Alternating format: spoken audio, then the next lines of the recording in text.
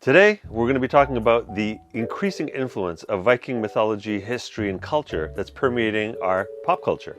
Everything from Vikings, the TV show, to The Last Kingdom, Thor, the whole series, to The Almighty Johnsons, a production made in Australia on Viking myth. We talk about different types of video games, Senua's Sacrifice, Banner Saga, God of War. When we get to literature and books, the Magnus Chase series, Brian Wood's Northlanders. When we talk about tabletop games, role-playing games like our Fate of the Norns Ragnarok system, along with many other RPGs. And then in the board game space, you've got games like Blood Rage and other Viking games like Tribes of Midgard. J.R.R. Tolkien ended up getting very heavily influenced with his Lord of the Ring trilogy based on the Volsung saga. Then we can go back a little bit further where you have Wagner's opera, The Rheingold and the Valkyrie. We go back to Shakespeare, and you've got plays like Hamlet, which are very, very directly influenced by Icelandic sagas. And then we can go down to the Nibelungenlied, which was also a very similar retelling of the Volsung saga. When I'm on the convention circuit with Pendelhaven Games, all the people that come by our booth, one of the really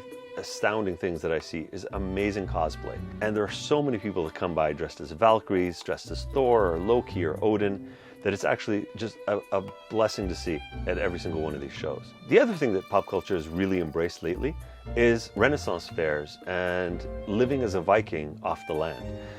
So this is where you could spend as much as little as a weekend, all the way to a week or a month, living off the land as basic ancient societies did. So these people look to recreate recipes from this time period. They look to build buildings using the tools that were available at that time, and they dress and speak in character during these periods at these Renaissance fairs and these medieval and Viking age retreats. A lot of these retreats also feature battles with foam swords or even HEMA, which deals with metal swords and metal armor. And speaking with people that have actually participated in this, it's actually really incredible to hear the stories of just how the ground can thunder when you have 500 armored warriors charging down your shield wall. The old religions are also making a resurgence. So when we look at Iceland, where they actually built their first temple in the last decade, membership has grown from 1 to over 5,000 now in 2023. And there's a lot of different pagan beliefs, heathenry, Asatru being the most popular, and there's so many other offshoots. And then we move on to Viking music. So it started out as the folk genre and medieval genre, and now we've gone into metal, we've gone into pop, we've gone into punk. They have embraced the Viking aesthetic in the sonic landscape. It's very cool.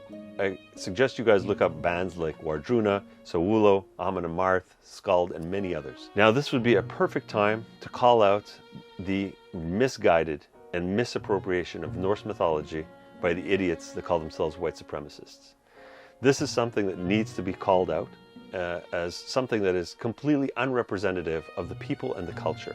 This is a completely misguided attempt to try and rationalize some very, very deeply flawed logic and hateful rhetoric. So one of the things that we can talk about are the Aesir gods, which are pretty much your Odin, Thor, Loki, Heimdall, Tyr. This tribe would accept anyone into their ranks. All you had to do was be talented. It did not matter what your background was, who your parents were. As a matter of fact, some of the founding members, when we look at Odin and Thor, they were actually half-breeds, where their mothers or fathers were actually giants and Jotuns.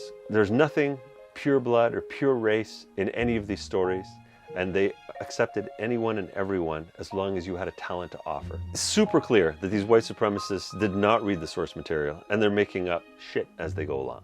Printed materials in the JRPG genre that are unfortunately in name drop only. There's very little research behind a lot of these games, where I look at the Final Fantasy series where there's an Odin summon, and when the Odin summon appears, I think he has both of his eyes, and the horse that he's riding has 4 legs. There's a lot of appropriation that does not do the proper research. Marvel is probably the biggest culprit in misrepresentation of the myths. So that's about it for a very quick overview of Viking influences from pop culture. If you want to know more, maybe you'll cross paths with us at some of the conventions, because I do run a panel on this topic at most conventions I attend to.